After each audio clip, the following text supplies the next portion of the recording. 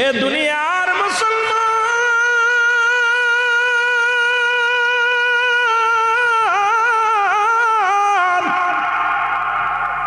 কত মানুষের কবর দিলা, কত মানুষের তুমি কবরে শোয়া দিলা।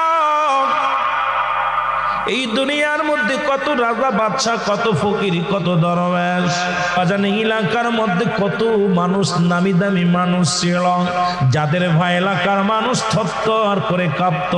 আজকে তারা কোথায়? তারা কবরের জগতে চলে গেছে।